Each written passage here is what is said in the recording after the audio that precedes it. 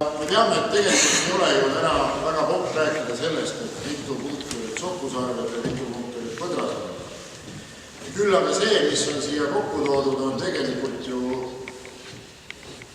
hindamatu selle poole pealt, et see on tegelikult teadustöö, mida me ka teeme.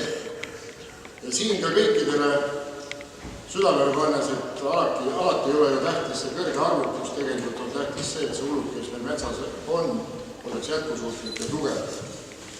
Ja siin kindlasti tahaks kõikidele meelde tuletada, ega kõiki ulukeid ei peaks ära küttima siis, kui on kõige suuremad sarved tal, vaid siis, nagu ütleb ära Ämmus, siis, kui tal on õige panus.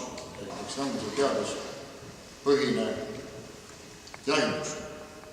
Nüüd tahaks soovida seda, et vaadata seda trofee näitust ja mõelda selle üle, et mida, kuidas ja millal on õige aeg seda näppu kõveraks tõmmata. Jahiaastat teile küll.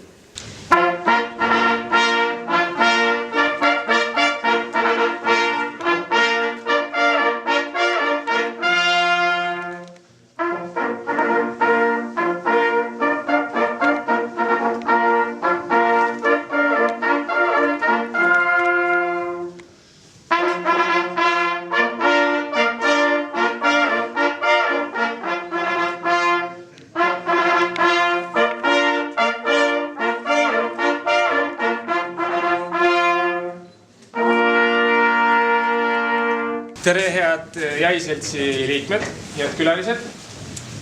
Mul on väga hea meel teid kõiki siin Põltsmaal näha ja loodan, et tulete ka teine kord siia.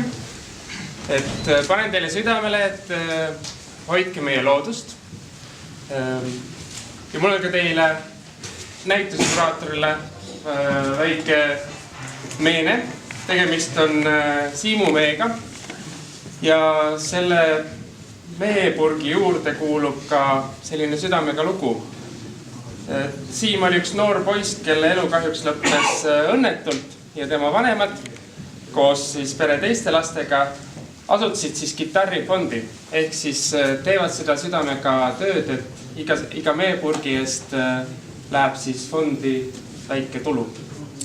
Ja kõigile ilusat pühade aega! Näitus tuli selline, nagu ta tuli, eriline. Te näete, et siin on selgelt näha muutus meie looduses. Hundikari ulub siin nurgas, šaakali rivi on teises nurgas. Põtra praktiliselt ei ole, mida rääkis üks mees meil juba 3 aastat tagasi. Aga metskitse populatsioon ja hirve populatsioon on üüratu. Ja kui te vaatate neid trofeesid, mis selle välja toodud on, ärge tundke kadedust, tundke rõõmu, et kellegi on selline trofee olemas.